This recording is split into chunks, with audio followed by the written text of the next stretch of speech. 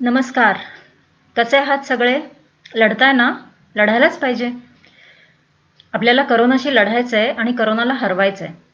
यासाठी आपण करोनाला हरवायचं ही व्हिडिओ मालिका नागरी आरोग्य केंद्र शासकीय वैद्यकीय महाविद्यालय मिरज यांच्यातर्फे सुरू केली होती आणि त्याच्या अंतर्गत आज आपण 5व्यांदा भेटतोय. म्हणजे आतापर्यंत आपली आता ओळख झाल्यासारखीच झाली आहे, हो ना? तर सुरुवातीलाच मी सांगते की आपलं जे चॅनल आहे यूट्यूबचं आणि फेसबुकचं पेज आहे त्याला प्लीज लाईक करा, शेअर करा, सबस्क्राईब करा, फॉलो करा. कारण तुम्ही जेवढं शेअर कराल, जेवढ्या कमेंट्स कराल, तेवढी ही माहिती तुमच्या फ्रेंड्सपर्यंत पोहोचेल. त्यामुळं आपल्याला एकत्रित टीममध्ये काम करायचं आहे आणि यासाठी आपलं सहकार्य अपेक्षित आहे. तर आज आपण बोलणार आहोत अगदी महत्त्वाच्या विषयावर, जो सगळ्यांनाच मनापासून आवडतो किंवा त्याच्याबद्दल बरेचसे प्रश्न असतात मनामध्ये. तर आजचा विषय आहे आपला करोना आणि मास्क आणि त्याच्या बाबतीमधल्या बऱ्याचशा टिप्स, ट्रिक्स आणि रिस्क्स यांच्याबद्दल मी बोलणार आहे. म्हणजे तुम्हाला मास्कचा वापर कसा करता येईल यासाठी आजच्या या पूर्ण माहितीचा भरपूर फायदा होईल असं मला वाटतंय. तर सगळ्यात पहिल्यांदा आपण हे लक्षात ठेवायचंय की कोविड से डरना मना है. हे मी का सांगतेय वारंवार? कारण असं बऱ्याचदा होतं की जेव्हा आपल्याला करोनाची बाधा होते किंवा कोविड झालाय असं लक्षात येतं, त्यावेळेला फक्त भीतीनी मन भरतं आणि त्यानंतर आपण कोणतेही निर्णय पटकन घेण्यात आपल्याला प्रॉब्लेम्स येऊ शकतात. तर भीती आपल्याला दूर करायची आहे आणि त्यासाठी आपल्याला माहिती घ्यायची आहे आणि एम्पॉवर्ड व्हायचं आहे. इन्फॉर्म्ड अँड एम्पॉवर्ड हे आपलं एम आहे आणि त्यासाठी ही सिरीज जर तुम्ही सुरुवातीपासून फॉलो केली, पहिल्या भागापासून, तर प्रत्येक भागामध्ये आपण करोना बाबतीमध्ये वेगवेगळे अँगल्स बघितलेले आहेत. वेगवेगळ्या प्रकारे करोनाशी लढण्यासाठी आपली तयारी कशी असायला पाहिजे याबाबत आपण बघितलेलं आहे. तर ही सिरीज तुम्ही नक्की बघा, सुरुवातीपासून बघा आणि त्याची माहिती तुमच्या फ्रेंड्सनाही द्या. घाबरायची गरज नाही हे अशासाठी मी म्हणते कारण व्हायरस हे अतिशय नाजूक असतात. नाजूक म्हणजे त्यांना जगण्यासाठी शरीराची आवश्यकता असते आणि शरीराबाहेर ते जास्त काळ जिवंत राहू शकत नाहीत. आणि अशा वेळेला जर आपण योग्य प्रकारे त्यांना हँडल केलं तर आपण सुरक्षित राहण्याची शक्यता खूप वाढते. अर्थात हा नाजूकपणा फक्त शरीरात पोचण्यापूर्वी असतो, त्यामुळं आपल्याला शरीरात पोचण्यापूर्वीच व्हायरस कसा कमी करता येईल याची पूर्ण काळजी घ्यायला पाहिजे. तर आज एक विनंती आहे सगळ्यांना की हे 4 चित्र इथे दिसत आहेत. तर या 4 चित्रांपैकी तुम्ही नक्की कुठल्या प्रकारामध्ये आहात हे तुम्ही थोडंसं बघाल. म्हणजे आता जर तुम्ही घराबाहेर पडल्यानंतर मास्क सतत चेहऱ्यावर ठेवत असाल, बिलकुल काढत नसाल, तर तुम्ही पहिल्या भागातले आहात. तुम्हाला मास्क वापरायला आवडत नसेल, जमत नसेल, तर तुम्ही दुसऱ्या भागातले आहात. आणि मास्क लावून तुम्ही बाहेर तर पडता, पण बऱ्याच वेळा तुमचं नाक मास्कच्या बाहेर असतं. असं जर घडत असेल तर तुम्ही तिसऱ्या भागातले आहात, तिसऱ्या प्रकारचे आहात. आणि समजा मास्क तुमचा हनवटीच्या खाली गळ्याजवळ वगैरे असा जास्त काळ राहत असेल किंवा काही काळ जरी राहत असेल तर मग तुम्ही चौथ्या प्रकारातले आहात. तर तुम्ही नक्की कोणत्या प्रकारातले आहात हे तुम्हाला आम्हाला सांगावं वाटलं तर तुम्ही कमेंटमध्ये लिहा. नाही तर कमीत कमी आपल्या मनाशी तरी तुम्ही विचार करा की आपण नक्की कोणत्या भागामधले आहोत. ठीक आहे? आणि आता ही दुसरी विनंती अशी की प्लीज 1 मिनिटासाठी जरा सगळ्यांनी डोळे बंद करा आणि तुम्हाला अशी कल्पना करायची आहे की आपल्याला करोना व्हायरस नुसत्या डोळ्यांनी दिसायला लागलाय. अर्थात आत्ता आपल्याला ती शक्ती नाही आहे कारण तो व्हायरस मायक्रोस्कोपी म्हणजे साध्या मायक्रोस्कोपमधनं पण दिसत नाही, एवढा छोटा असतो व्हायरस. तर मात्र आपण आता अशी कल्पना करायची आहे की आपल्याला एक सुपर पॉवर मिळाली आणि त्यामुळं आपल्याला आपल्या आजूबाजूला जो करोना व्हायरस आहे तो दिसतोय आणि असे छोटे छोटे लाल डॉट्स किंवा टिंब दिसतात. समजा एखाद्या बाधित व्यक्तीच्या शिंकेतून, खोकल्यातून किंवा बोलण्यातून तो जेव्हा बाहेर येतो त्यावेळेला पण आपल्याला दिसतंय ते, किंवा हवेत तरंगत असेल किंवा अंगावर किंवा वस्तूंवर पडला असेल तर अशी छोटी छोटी टिंब आपल्याला सगळीकडे दिसतात. मग अशी कल्पना केली का? हां, थँक्यू. आता असंच काहीतरी दिसलं ना, लाल रंगाचं असं बाहेर येणारं. कारण शरीरातनं बाहेर पडण्यासाठी फक्त 2च मार्ग आहेत, नाक आणि तोंड. आणि ह्या 2 मार्गांनी जो व्हायरस बाहेर येणार तो जर आजूबाजूला राहत असेल आणि तो आपल्याला दिसत असेल, तर अशा वेळेला असं काहीतरी चित्र तुम्हाला डोळ्यासमोर आलं असेल.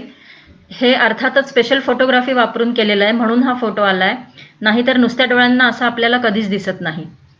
तर जर खरंच असं झालं असतं आणि आपल्याला ही पॉवर मिळाली असती आणि आपल्याला व्हायरस दिसू लागला असता सगळीकडचा, आता सध्या तो दिसत नाही आपल्याला, तर अशा वेळेला सर्वांनी काय केलं असतं असं तुम्हाला वाटतं?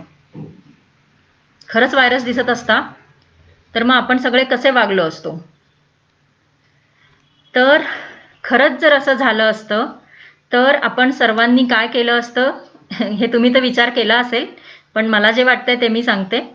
अशा वेळेला व्हायरस दिसत असता आपल्याला तर आपण एकमेकांपासून जास्तीत जास्त अंतर ठेवलं असतं जेणेकरून तो आपल्यापर्यंत पोहोचू नये. प्रत्येकाने मास्क अगदी लावलाच लावला असता, तो बोलताना पण काढला नसता.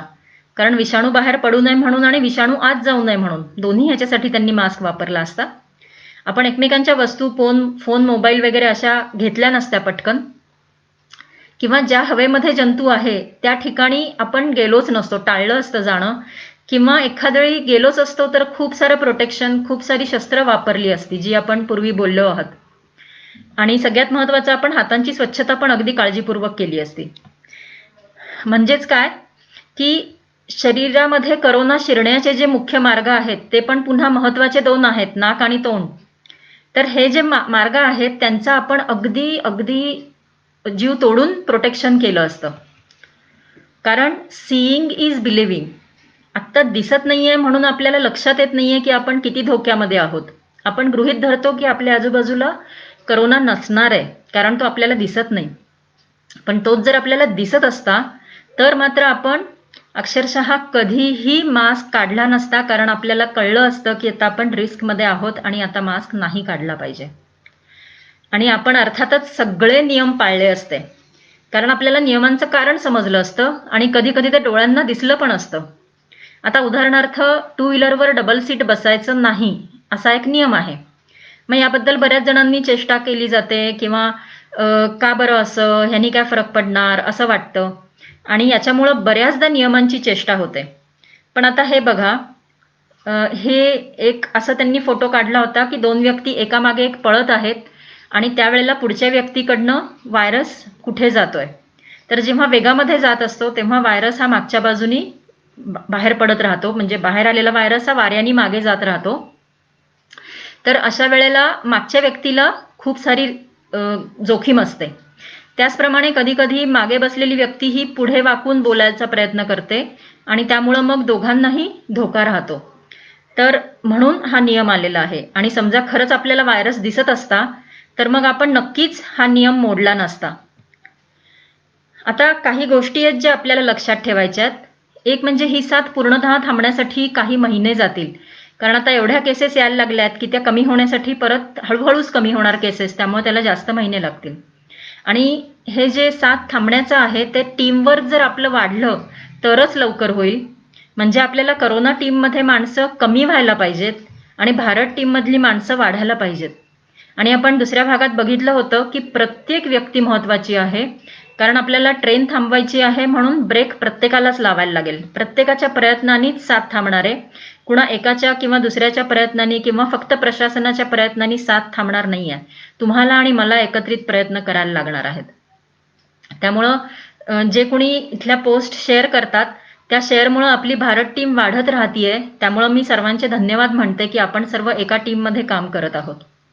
आता मी मगाशी म्हटलं की इन्फॉर्म्ड असणं हे चांगलं असतं, एम्पॉवर्ड करतं. म्हणजे नक्की काय, जेव्हा आपल्याला अधिक माहिती मिळते तेव्हा आपण अधिक चांगले निर्णय घेऊ शकतो. तर आज माझा तोच प्रयत्न राहील. तर त्यासाठी आपण सर्वात आधी बघूया की या करोनाला आपल्या शरीरामध्ये प्रवेश करू द्यायचा नसेल, त्याला पॉवरफुल होऊ द्यायचं नसेल तर त्यासाठी आपल्याकडे कोणते शस्त्र आहेत. आता आज आपण थोडा वेगळा विचार करायचा आहे. आपल्याला माहिती आहे की तो एकतर हवेद्वारे येईल किंवा वस्तू किंवा हातावर बसून येईल. हे 2च मार्ग आहेत करोना आपल्या शरीरामध्ये शिरण्याचे.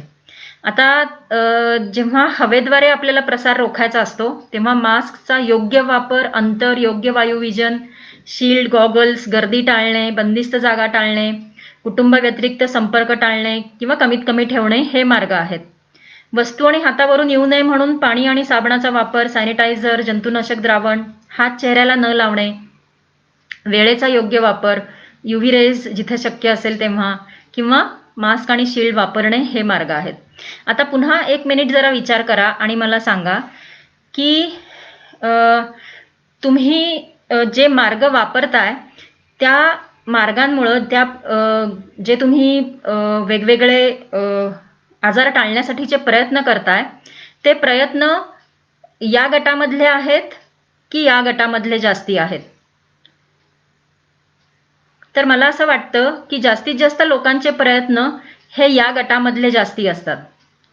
कारण आपण बाहेर जर पडलो तर आपल्या लक्षात येते गर्दी तर होतेच आहे, लोकांचे प्रवास, एकमेकांच्या घरी जाणे चालूच आहे, वायुविजन आपण जास्त विचार केलेला नाही, आणि मास्कच्या बाबतीमध्ये तर आपल्याला माहिती आहे सगळ्यांचे मास्क हे चेहऱ्यापेक्षा गळ्यामध्येच जास्ती असतात. तर मग आपल्या असं लक्षात येईल की WHO सांगितलंय की हा आजार हवेद्वारे जास्त पसरतो, जास्त शक्यता हवेद्वारे तुमच्यापर्यंत पोहोचण्याची असताना देखील हे जे विविध शस्त्रे आहेत करोनाला हरवायची, या शस्त्रांचा आपण म्हणावा तेवढा वापर करत नाहीये असं आपल्या लक्षात येईल. त्याचप्रमाणे तुम्हाला असं लक्षात येतंय का की मास्क ही एकच गोष्ट अशी आहे की जी हवेद्वारे पसरण्याचा पण प्रसार थांबवू शकते, त्याचप्रमाणे वस्तू किंवा हातावरून येणारा प्रसार देखील थांबवू शकते. तर हे कसं घडतं? तर मास्कचं कारण नक्की फायदा काय आहे, मास्क लावल्याने आपल्याला कसं प्रोटेक्शन मिळतं? तर त्याची सगळ्यात महत्त्वाचं काम आहे की हवा स्वच्छ ठेवणे. म्हणजे जेव्हा आपण आजारी नसतो आणि लावतो तेव्हा ड्रॉपलेट्स पासून आपल्याला संरक्षण मिळतं, आणि हवेद्वारे जो नाकापर्यंत पोहोचणारा आहे व्हायरस तो कमी होतो. पूर्णपणे जरी संपला नाही तरी देखील त्याचं प्रमाण हे बरंचसं कमी होतं. त्याचप्रमाणे हाताचा स्पर्श चेहऱ्याला होऊ न देणे किंवा लक्षण विरहित असताना इतरांचं संरक्षण, तर या प्रकारे मास्कचा फायदा होतो. आणि जेव्हा आपण आजारी पडल्यावर मास्क लावतो त्यावेळेला व्हायरस हवेमध्ये पसरू न देणे म्हणजे कुटुंबाचे संरक्षण करणे हे मास्कचं काम असतं. म्हणजे तुमच्या लक्षात येईल की मास्क ही एकच गोष्ट अशी आहे की जी आपल्याला हवेद्वारे पण संरक्षण देते, आणि थोडंफार संरक्षण हे हाताद्वारे जे होणार असतो त्यासाठी पण होतं. पण यासाठी महत्त्वाचा मुद्दा असा आहे की तुम्ही मास्क योग्य प्रकारे वापरला पाहिजे. आता या चित्रामध्ये तुमच्या असं लक्षात येईल की जेव्हा या बाधित व्यक्तीकडनं व्हायरस बाहेर निघाले तर या स्त्रीच्या चेहऱ्यावर तर ते व्हायरस पूर्णपणे जातील, पण या व्यक्तीच्या चेहऱ्यावर त्याने मास्क लावलेला असल्याने त्याचं नाक आणि तोंड हे पूर्णपणे सुरक्षित राहणार आहे, कारण हे ड्रॉपलेट्स त्याच्यापर्यंत पोहोचणार नाही आहेत. आणि जर बाधित व्यक्तींनी पण मास्क लावला तर व्हायरसची संख्या एवढी कमी होते की त्यामुळे सर्वांनाच प्रोटेक्शन मिळतं. आणि इथं तुमच्या लक्षात येईल की हा जो व्हायरस जाऊन पडतोय तो चेहऱ्यावर आहे आणि मास्कच्या बाहेरच्या बाजूला पण आलेला असू शकतो. त्यामुळं मास्कची बाहेरची बाजू ही आपण नेहमीच संसर्गित आहे, त्याच्यावर व्हायरस आहे असं गृहीत धरायला पाहिजे, असा नियम आहे. आणि जेव्हा काही लोक म्हणतात की मास्क लावल्याने काहीच प्रोटेक्शन मिळत नाही, आजार तर कमी होत नाही, तर त्यासाठी तुम्ही हे चित्र लक्षात ठेवू शकता की कुणीच लावला नाही तर खूप धोका असतो, आणि जसे जसे सर्वजण लावायला चालू करतात, मास्क दोघंही लावतात, तेव्हा धोका अतिशय कमी होतो. आणि जेव्हा अंतर पण राखलं जातं तेव्हा धोका त्याहीपेक्षा कमी होतो. म्हणजे आपल्या लक्षात येईल की जर आपल्याला करोनाची बाधा नको असेल तर मास्क आणि अंतर ह्या दोन गोष्टींचा जर आपण खूप योग्य प्रकारे उपयोग केला तर आपल्या संसर्गाचा धोका कमी होऊ शकतो. हे वेगवेगळे मास्कचे प्रकार आहेत आणि फक्त एवढेच आहेत असे नाही, ह्यापेक्षा देखील जास्ती आहेत. पण आपण जे रुटीनली बघतो ते प्रकार साधारण असे आहेत की कापडी असतात, कापडीमध्ये पण वेगवेगळे प्रकार आहेत, सर्जिकल, N95, साधारण हेच मास्क सगळीकडे कॉमनली वापरले जातात. आता प्रत्येक मास्कमध्ये प्रोटेक्शनचं किंवा आपल्याला सुरक्षा कवच देण्याचं एक ठराविक प्रमाण आहे. तर ते प्रमाण जर तुम्ही बघितलं तर आपण सर्व जाणतो की N95 मध्ये 95% पार्टिकल्स हे बाहेर राहतात, त्यामुळे सर्वात जास्त प्रोटेक्शन हे N95चं असतं. मात्र त्या खालोखाल सर्जिकल आणि त्यानंतर क्लॉथ मास्क असं असतं. आणि सर्जिकल आणि क्लॉथ मास्कच्या आकारामुळे जो धोका निर्माण होतो तो त्याच्या बाजूनी जी हवा येणार आहे त्या हवेमुळे जास्त धोका होतो. त्यामुळे जर आपण हे दोन मास्क व्यवस्थित फिटिंगचे घातले, बाजूनी हवा जाणार नाही अशी काळजी घेतली, तर मग सर्जिकल आणि कापडी मास्कचं प्रोटेक्शन देखील आपण वाढवू शकतो, हे आपल्या लक्षात येईल. आणि सगळ्यात महत्त्वाचं हे आहे की कोणतंही एक शस्त्र करोनापासून आपल्याला सुरक्षित ठेवू शकणार नाहीये.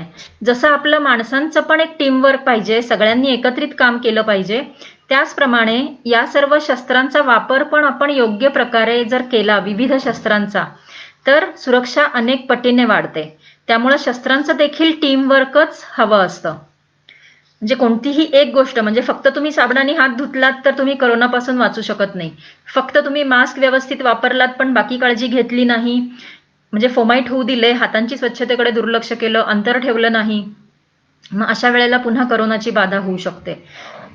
त्यामुळे जास्तीत जास्त नियम जास्तीत जास्त योग्य प्रकारे जास्तीत जास्त काळासाठी जेव्हा वापरले जातात, पाळले जातात, त्यावेळेला आपल्याला करोनापासून सुरक्षा मिळू शकते.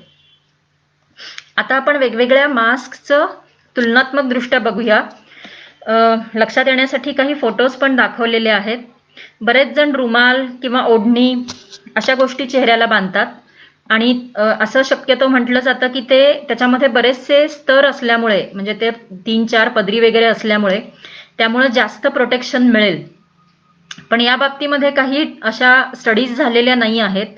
आपण असं म्हणू शकतो की थर जास्ती आहेत त्यामुळं थोडंफार प्रोटेक्शन असेल, मात्र ते सगळे स्तर एकाच प्रकारच्या कापडाचे आहेत आणि जो 3 स्तरीय मास्क बनवायला सांगितलेला आहे त्याच्यामध्ये प्रत्येक स्तराचं कापड हे थोडंसं वेगळं असतं.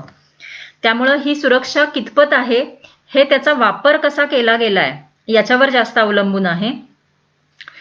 याचा फायदा म्हणजे पुनर्वापर करता येतो आणि शक्यतो ह्याच्यावर पैसे खर्च होत नाहीत, कारण हे सगळ्यांकडे काही ना काहीतरी असतं.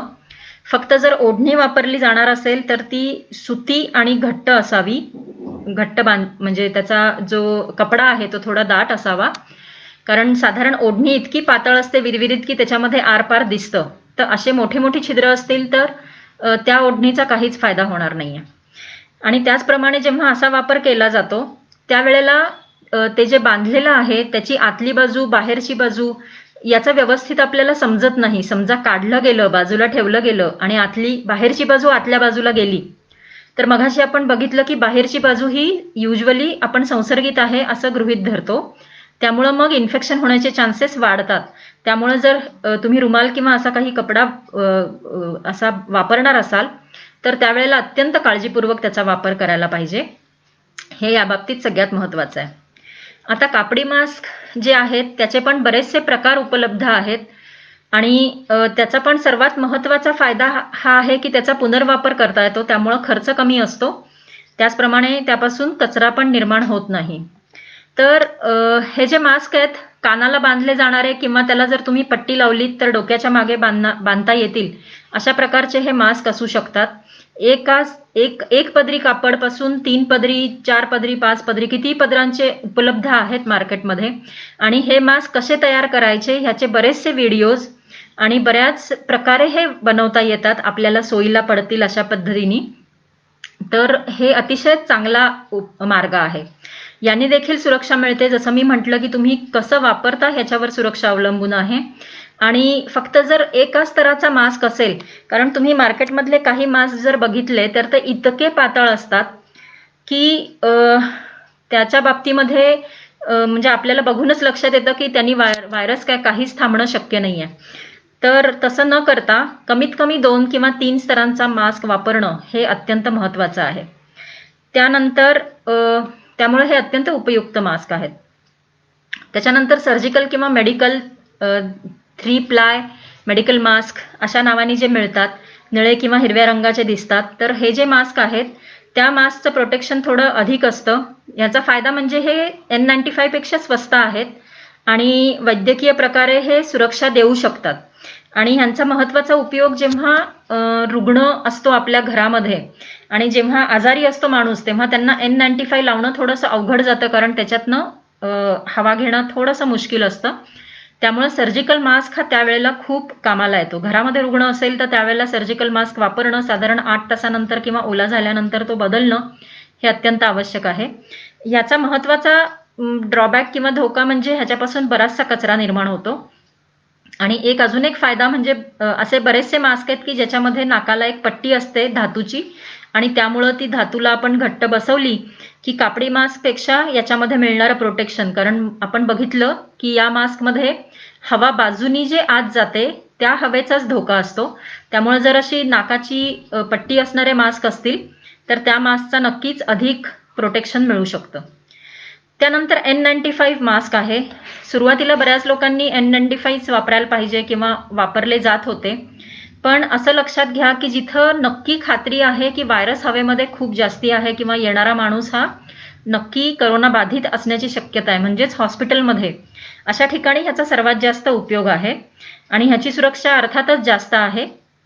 मात्र किमतीने हा महाग असल्याने आपण त्याचा पुनर्वापर करावा. म्हणजे खरं तर पुनर्वापर करायचे हे नसतात, पण आता सध्याच्या काळामध्ये जगभरामध्ये तुटवडा असल्याने कमीत कमी 4 वेळा ते 5 वेळा ह्यांचा पुनर्वापर करता येईल असं आपल्याला एम्सनी सांगितलेलं आहे आणि ICMRनी सांगितलेलं आहे. त्यामुळं तेवढे दिवस आपण ते बाजूला ठेवून पुन्हा वापरू शकतो. या प्रकारच्या मास्कमध्ये एक वॉल्ववाले मास्क पण असतात, पण त्यांचा धोका हा असा आहे की त्याच्यामधून येणारी हवा ही तशीच बाहेर पडते आणि त्याचप्रमाणे वॉल्व व्यवस्थित काम करतोय का नाही करत याची आपण काहीच गॅरंटी देऊ शकत नाही.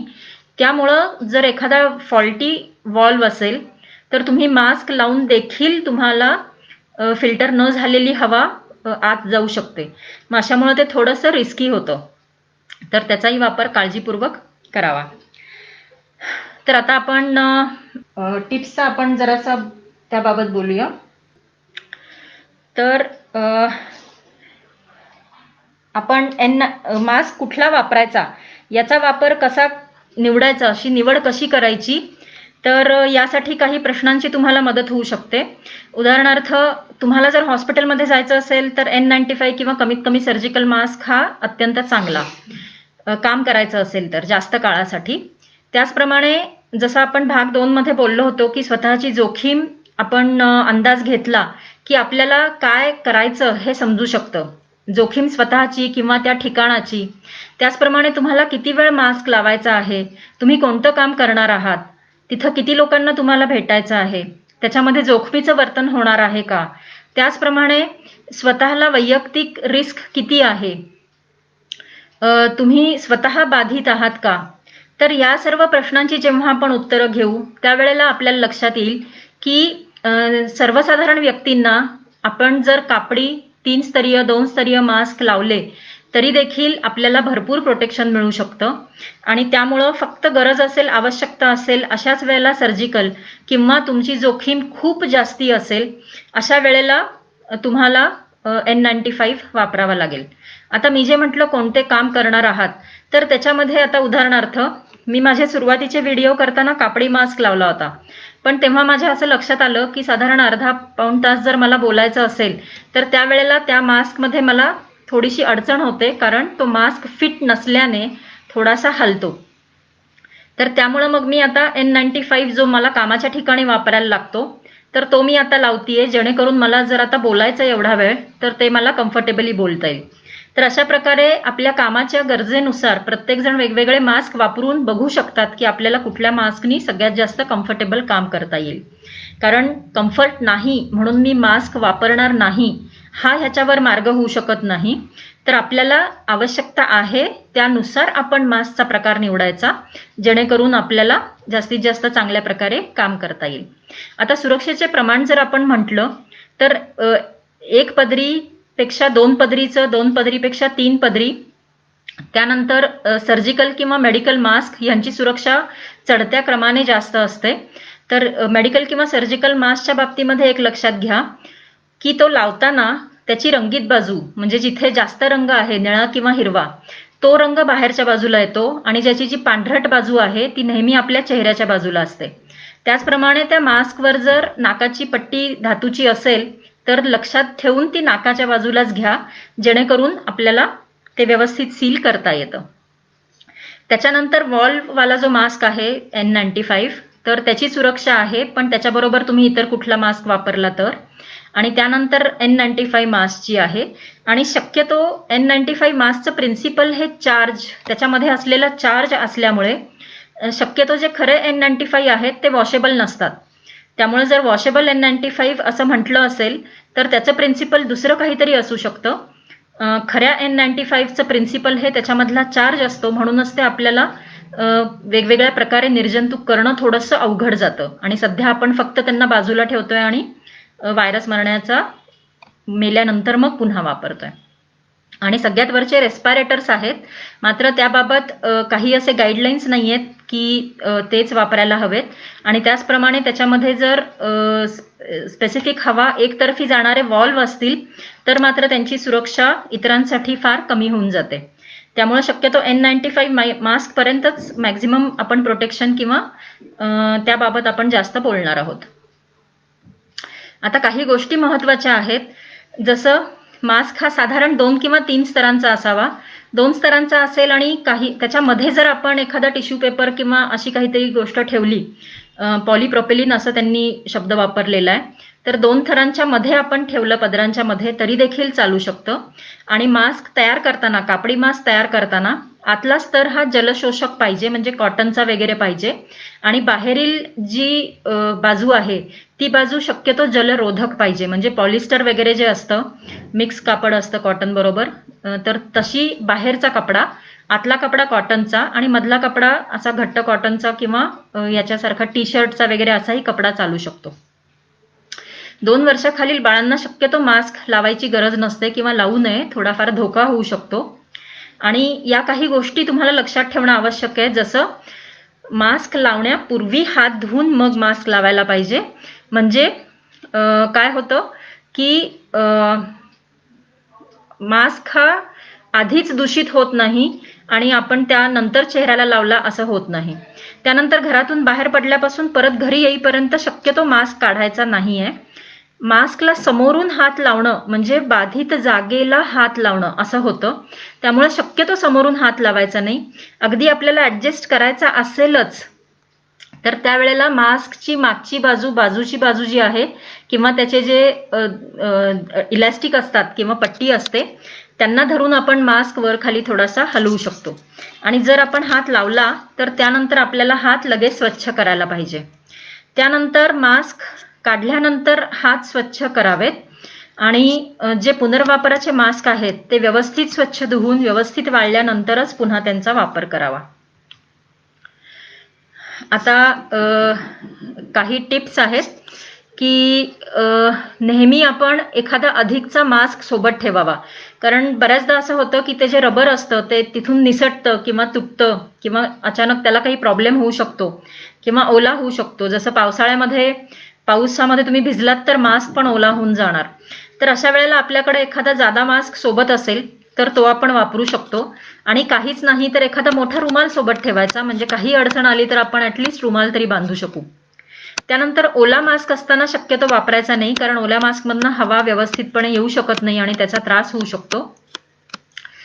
एखादी स्वच्छ कागदी पिशवी सोबत असेल तर अशा वेळेला तुम्हाला मास्क काढून बाजूला ठेवायची गरज पडली तर तुम्ही त्या पिशवीमध्ये ठेवू शकता.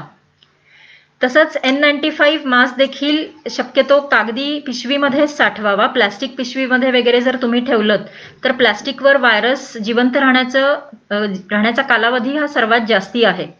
त्यामुळं कागदी पिशवीमध्येच तो साठवावा. आणि पिशवीचा कितवा वापर आहे, पिशवीवर त्या मास्कचा कितवा वापर आहे हे त्यावर नोंदवावं. आणि त्याचप्रमाणे मास्क जेव्हा तुम्हाला टाकायचे असतील त्यावेळेला त्यांची विल्हेवाट काळजीपूर्वक लावायला हवी. आणि एक गोष्ट लक्षात ठेवायला हरकत नाही की तुम्हाला जर अगदी आरामात श्वास घेता येत असेल, काहीच त्रास होत नसेल, तर याचा अर्थ तुमचा मास्क तुम्हाला सुरक्षा व्यवस्थित देत नाहीये. कारण हवा ही नेहमीच मास्क मधून फिल्टर होऊन यायला पाहिजे. जर ती आजूबाजूनी किंवा मास्क एवढा पातळ आहे की त्याला काहीच अडथळा येत नाहीये हवेला, मग याचा अर्थ आपल्याला सुरक्षा देखील थोडंसं कमी आहे हे आपण लक्षात घ्यायला पाहिजे. मग ट्रिक्स सांगायच्या आधी मी रिस्क किंवा धोके जे आहेत त्याच्याबद्दल आधी बोलेन. कारण आपला आजचा भाग संपवताना धोक्यांनी कशाला संपवायचा, आपण थोड्याशा आयडिया बघूया आणि मग संपवूया असा विचार केला. तर त्यामुळं आज आपण थोड्याशा रिस्क कोणत्या आहेत हे आधी बघूया. तर मला माहिती आहे की तुमच्या मनामध्ये एकच विचार होता की मास्क वापरल्यानंतर कार्बन डायऑक्साईडमुळे त्रास होतो. कारण व्हॉट्सॲपवर असं फॉरवर्ड आलेलं आहे आणि व्हॉट्सॲपवर आलेलं असल्यामुळे ते सगळ्यांना पटलेलं आहे की मास्क लावल्यानंतर आपला CO2 आपण घेतो आणि त्यामुळं आपल्याला त्रास होतो. आणि त्याचबरोबर दुसरं पण एक व्हॉट्सॲपवर फॉरवर्ड होता ज्याच्यामध्ये सांगितलं होतं की मास्क मधली छिद्र एवढी मोठी आहेत की मास्क वापरून देखील त्याच्यामधनं व्हायरस बाहेर पडतो, त्यामुळं मास्क वापरून काहीच फायदा नाही आहे. पण शक्यतो कुणालाही असा प्रश्न पडला नाही की हवा जे CO2 आहे ते मास्कमध्ये अडकते आणि व्हायरस मात्र जो मोठा आहे त्याच्यापेक्षा, अणुरेणूपेक्षा, आणि तो मात्र बाहेर जातो. असे दोन्ही कसे काय बरं मेसेज आले असतील? म्हणजेच ते दोन्हीही योग्य नाही आहेत हे लक्षात घ्या. तर CO2 मास्कमध्ये वगैरे काहीच अडकत नाही आणि आपण फक्त CO2 घेऊन आपल्याला त्रास होतो असं नाही आहे. पण आता सगळे असं म्हणतील की अरे पण आम्हाला तर त्रास झाला होता, आणि तो खरंच झाला होता आणि काही लोकांना होऊ शकतो. मग अशा वेळेला कोणते त्रास शक्यतो जाणवलेत लोकांना? जरासं डोकं जड होणे किंवा कोंडल्यासारखं वाटणे किंवा धाप लागल्यासारखी वाटते आणि असे काही प्रकार काही लोकांना झालेले आहेत. मग ह्यांचं कारण काय असेल? तर या बाबतीमध्ये मला एक असं मिळालेलं आहे रेफरन्स, दाणी सरांनी पाठवला, तर त्याची लिंक मी तुम्हाला कमेंट्समध्ये देईन आणि ज्यांना वाचायचं असेल पूर्ण ते त्याच्यामध्ये वाचू शकतात. तर आपला जो चेहरा आहे हा अतिशय संवेदनशील असतो. म्हणजे तुम्ही लहानपणी तो खेळ खेळला होता का मला माहिती नाही, जिथं आपण डोळ्यांच्या समोर कपाळाच्या इथे एक बोट ठेवतो आणि ते बोट आपण जर नुसतं ठेवलं, स्पर्श नाही करत, त्याच्या समोर हवेमध्ये असतं ते बोट आणि ते तेवढ्या जवळ आहे, ह्यामुळे देखील मग हळूच डोकं दुखायला सुरुवात होते. लहानपणी आम्ही असा खेळ करायचो. तर आपला चेहरा एवढा संवेदनशील आहे की त्याला थोडेफार जरी स्पर्श एक्स्ट्रा झाले, आणि मास्क हा पूर्ण चेहऱ्याला स्पर्श केलेला असतो आणि त्यामुळं ते इरिटेशन एक होत राहतं आपल्याला, सवय नसल्यामुळं. मुख्य कारण आहे की आपल्याला सवय नाहीये याची. ज्या कोणाला चष्मा लागलाय त्यांना लक्षात येईल की जेव्हा आपल्याला चष्मा सुरुवातीला लागला होता तर त्यावेळेला सुरुवातीचे काही दिवस ते जाणवत होतं वजन नाकावर किंवा आपल्याला चालताना किंवा असं वेगळं जाणवत होतं, आणि काही दिवस गेले, एखाद दुसरा आठवडा गेला की त्यानंतर लक्षात पण येत नाही आता की आपण चष्मा लावलेला आहे, त्याचा काहीही आपल्याला वेगळेपणा जाणवत नाही. तर मास्क देखील जर आपण सतत लावला तर त्याची सवय होऊन जाते. आता मास्क लावल्यानंतर बऱ्याचदा श्वसन घेण्याची पद्धत आपली नकळत बदलते. म्हणजे कसं होतं की मास्क जास्त हलू नये म्हणून छोटे छोटे श्वास घेतले जातात किंवा थोड्या थोड्या वेळाने घेतले जातात आणि हे ठरवून केलं जात नाही, हे नकळत होतं. पण जेव्हा श्वसनाची लय बदलते, पद्धत बदलते, त्यावेळेला त्या पद्धतीनुसार कधी कधी आपल्याला आपल्या रक्तातल्या वायूंमध्ये देखील थोडेफार बदल जाणवू शकतात. जर खूप जोरजोरात श्वास घेतले तर मग CO2 एकदम कमी होऊन जातो. तसंच म्हणजे फरक पडू शकतो आणि हे तेव्हाच आपल्याला होईल जेव्हा आपण जाणीवपूर्वक व्यवस्थित श्वसन करू. मग यासाठी बॉक्स ब्रीदिंग अशी पद्धत जर वापरली की ठराविक काळासाठी श्वास आत घेतला आणि ठराविक काळासाठी श्वास सोडला, तर अशा वेळेला होणारे जे त्रास आहेत ते थोडेसे कमी होऊ शकतात. त्याचप्रमाणे कधी कधी जर आपल्याला श्वास जोरात घ्यावा लागला काही काम करताना, तर अशा वेळेला पण त्रास जाणवू शकतो.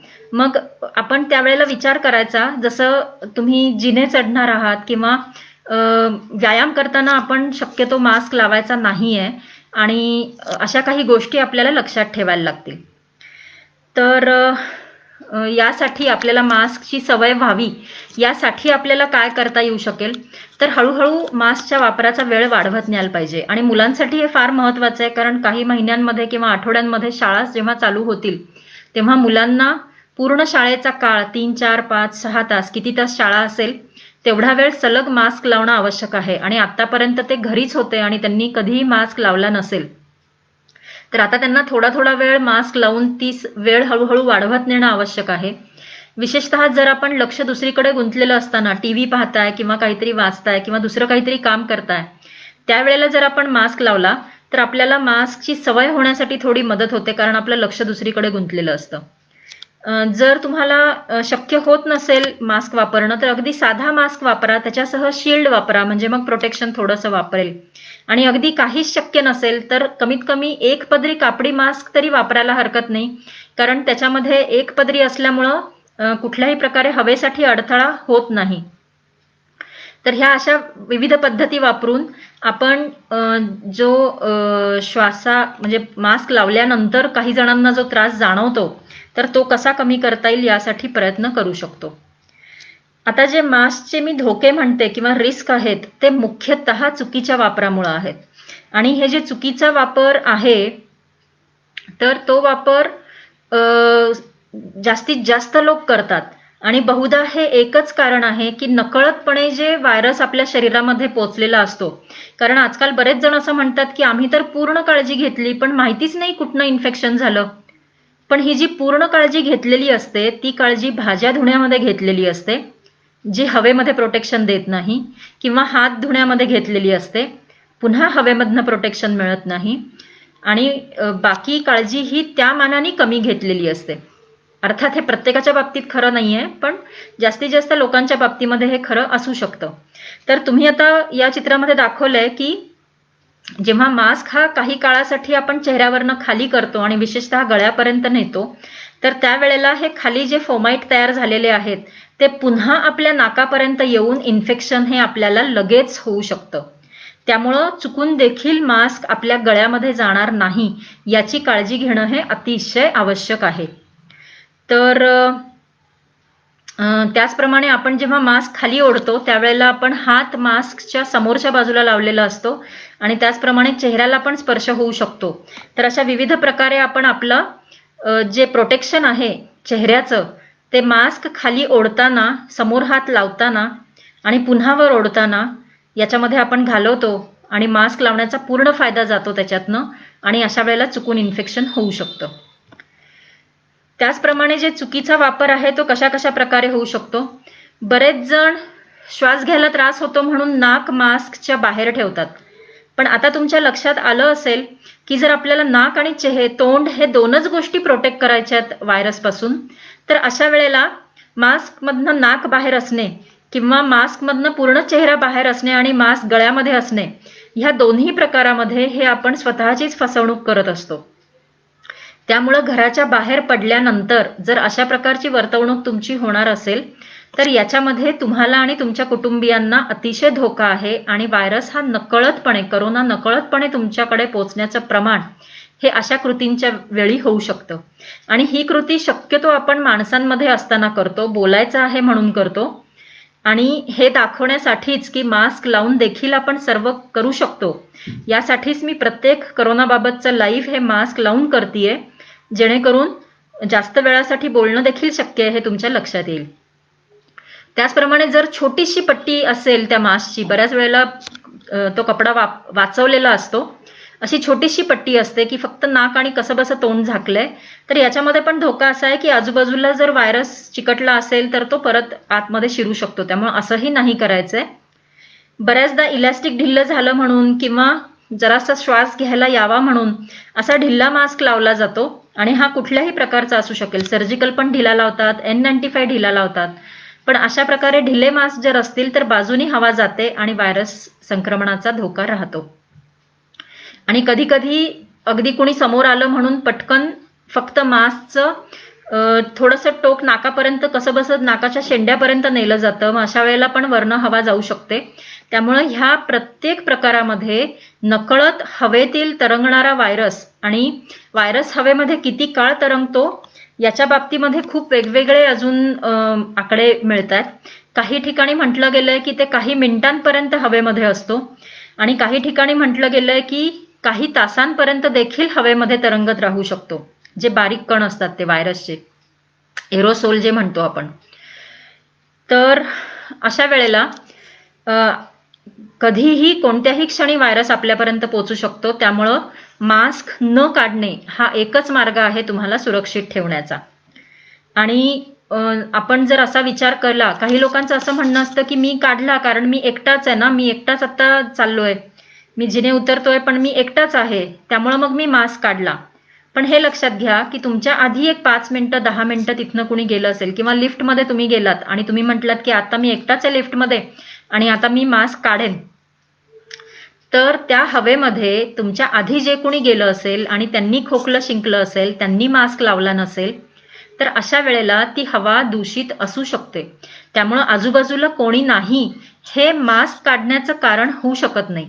जर असं आपण केलं बाहेर असताना तर कधीही चुकून आपल्याला संसर्ग होऊ शकतो. तर मास्क लावण्याची योग्य पद्धत काय आहे? मास्क एवढा मोठा असावा की नाकाच्या बेसपासून पूर्ण हनुवटीच्या खालीपर्यंत पूर्ण एरिया त्यांनी कव्हर करावा आणि तो चेहऱ्याला अशा प्रकारे घट्टपणे बसावा जेणेकरून बाजूनी हवा मोकळेपणाने नाही जाऊ शकणार. तर हे 2 नियम मास्क तयार करताना आपण पाळायला हवेत. आणि सगळ्यात मोठा जो मास्कचा धोका आहे तो आहे पर्यावरणाला धोका.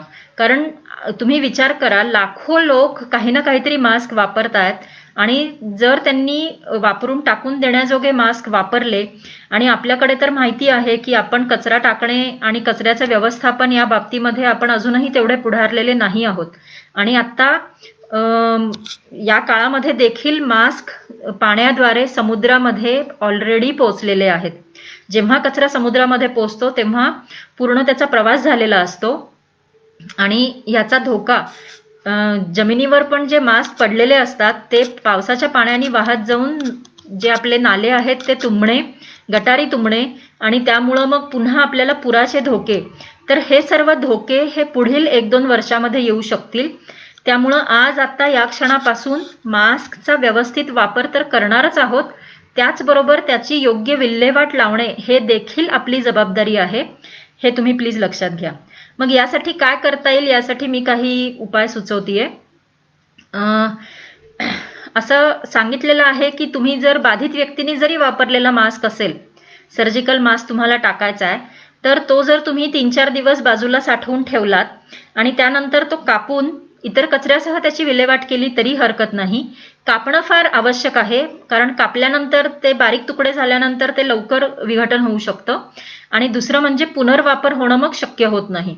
त्यामुळे हा एक मार्ग सुचवलेला आहे. दुसरा, वैद्यकीय कचऱ्यासारखा त्याला जमिनीमध्ये खोलवर पुरणे हा एक मार्ग आहे, पण तो करणं थोडंसं अवघड आहे.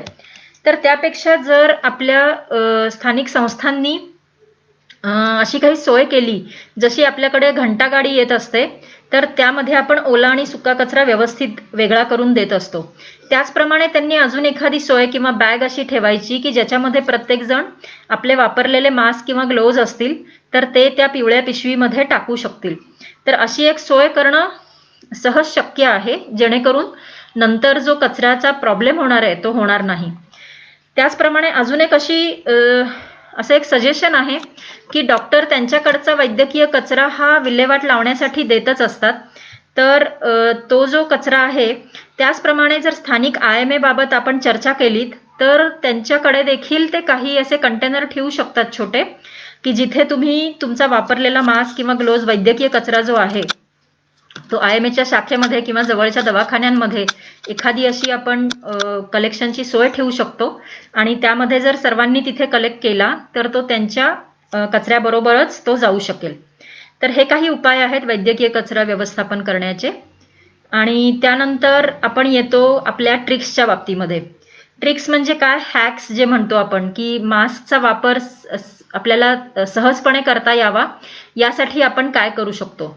तर सगळ्यात पहिली तक्रार मला वाटतं ही असते की मास्क लावून लावून कान दुखतात, कान पुढे यायला लागलेत, कान लाल होत आहेत आणि म्हणून कान दुखू नये म्हणून आम्ही मास्क काढतो. बरोबर आहे ना, बऱ्याच जणांचं हे कारण असतं. तर ह्याला तर साधा सोपा उपाय असा आहे की तुम्ही कानवाले मास्क लावायच्या ऐवजी पट्टीवाले किंवा डोक्याला जे लावायचे आहेत इलॅस्टिक तसे मास्क वापरा. आणि तसं जर शक्य नसेल आणि कानवाले मास्कच वापरायचे असतील तर त्यासाठी हे अशा प्रकारचे विविध मार्ग आहेत की जे कानवाल्या मास्कला देखील डोक्याच्या मास्कमध्ये कन्वर्ट करतात. हे असं एक प्लास्टिकचं किंवा इतर मटेरियलचं हे एक असं उपकरण आहे जे 3D प्रिंट देखील करता येतं जर तुमच्याकडे प्रिंटर असेल, किंवा काही ठिकाणी हे उपलब्ध असेल ऑनलाईन किंवा उपलब्ध करून देता येईल. तर हे असं इलास्टिक कितीही ढिलं झालं तरी आपण त्याला वेगवेगळ्या लांबीने वापरू शकतो. त्याचप्रमाणे साधी कापडाची पट्टी आणि त्याला 2 बटणं, मग ती साधी ठेवा, डिझाईनची ठेवा, रंगीत ठेवा किंवा असं काहीतरी बनवा. पण अशा गोष्टी जर आपण वापरल्या तर मास्क आपण व्यवस्थित आणि टाईट, व्यवस्थित चेहऱ्याला फिट होईल असा वापरणं सहज शक्य आहे. त्यानंतर कधी कधी आपल्याला काही काळासाठी काढायचा असतो मास्क, जसं पाणी प्यायचंय किंवा तुम्ही कामावर आहात आणि तुम्हाला जेवण करायचंय. मग अशा वेळेला मास्क काढायचा आहे, मग कसा काढायचा? मग तो खाली ओढून गळ्यामध्ये ठेवायचा का? तर मला वाटतं की आता त्याच्यामधला धोका तुम्हाला लक्षात आला असेल. तर गळ्यामध्ये ठेवण्याऐवजी मी तुम्हाला काही उपाय सुचवते. त्याच्यामधला कुठला तुम्हाला वापरण्यासारखा आहे ते तुम्ही वापरू शकता.